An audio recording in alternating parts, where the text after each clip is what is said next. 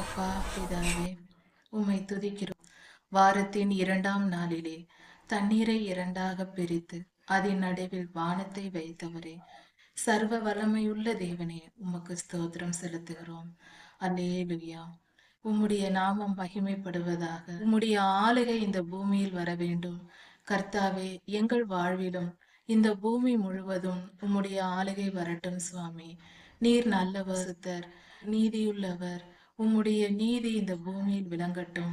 எங்கள் தனிப்பட்ட வாழ்க்கையிலும் எங்கள் குடும்பங்களிலும் உம்முடைய நீதி விளங்கட்டும். நீரே வந்து எங்களை ஆளுகை செய்தருளும். சர்வ வல்லமையுள்ள தேவனே, எங்கள் இருதயங்களை ஆண்டு கொள்ளும். எல்லா துதியும் கனமும் வல்லமையும் மகிமையும் ஸ்தோத்திரமும் பலமும் சதா சர்வ காலங்களிலும் உமக்கே உண்டாவதாக. ராஜாதி ராஜா யெஷுவாவின் நாமத்தினால் பிதாவே, ஆமென்.